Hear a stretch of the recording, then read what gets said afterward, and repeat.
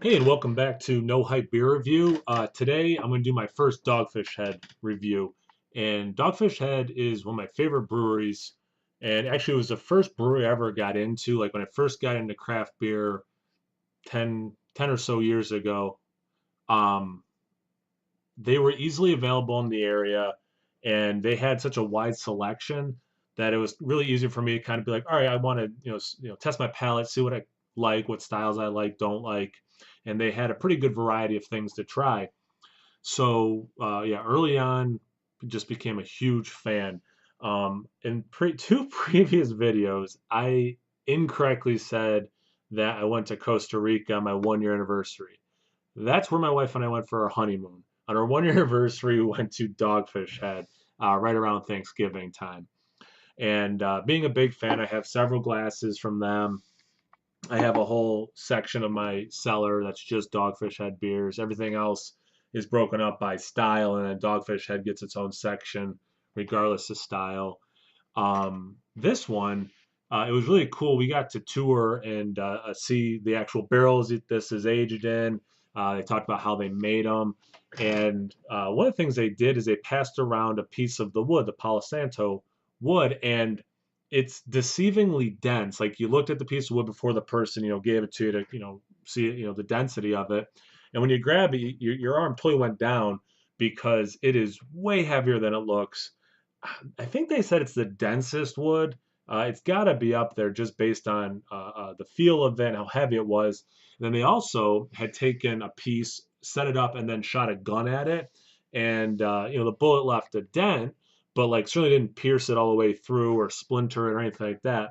And I guess when they built the tanks, it was just a huge pain. It was actually the people who did all those. When you think of like New York City on top of buildings, those big water tanks uh, out of Buffalo. The name's escaping me. But anyway, the same people who made those, that same company, made the tanks with this wood. Another cool thing they told us about on the tour was every few times that they age the beer in there, they have to clean out the tanks, and that strips a layer away, and that presents, the fresh wood to get that flavor out. But they can't import this wood anymore, so and they don't know when. But eventually, we won't be able to get this beer because they won't be able to import the wood, and the barrels, won't be there anymore. So I would say if you like this beer, not that there's any huge rush, but definitely grab some of these. It's just a delicious beer. I like it fresh. I like it aged.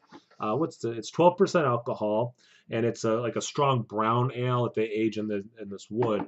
And this one's about 8 months old, and yeah, I'm really excited. I haven't had one except for the little bit they gave us on the tour. I haven't had a whole bottle of this in a while, so I'm pretty darn excited to get into that. Um, I have a few Dogfish Head glasses, so this is the one I thought was the best shape for this style. And yeah, nice dark, really dark. Good looking pour on it. Yeah, it's just beautiful. See what I can get on the smell. Get some chocolate, and actually chocolate and vanilla, which I typically get like a stout and a bourbon barrel. I'm definitely getting both of those smells in the aroma. Actually, get some of the wood too, so I'm definitely getting barrel characteristics. And you know what? I don't drink a ton of brown ales, so maybe there is some of that, but I'm just not picking it up because I'm not used to that. Yeah, definitely. I'm gonna say those are the big three: vanilla, chocolate, and then the actual wood, the barrel there. Yeah, it smells really good though. All right, cheers.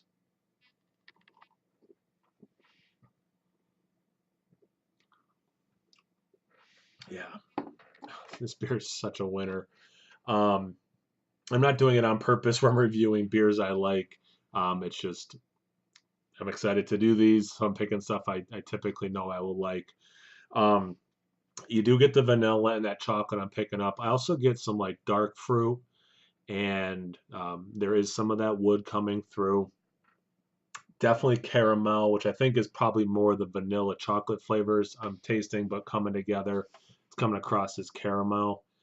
Um, it doesn't taste like someone put vanilla beans in it, but it's like that vanillin that you get from the wood, without a doubt. Do they put like sugar or anything? Any other adjuncts? I don't remember if there's any other. It doesn't say. Yeah, this is freaking phenomenal.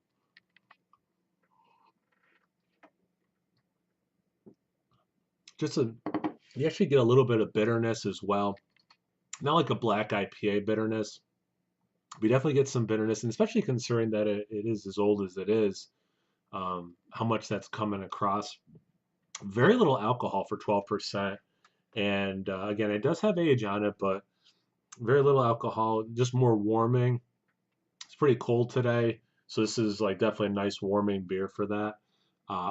Yep, another winning winning review from yours truly. Love this beer. Like I said, the barrels will be disappearing at some point in time, so if you like it, stock up in the near future. Cheers.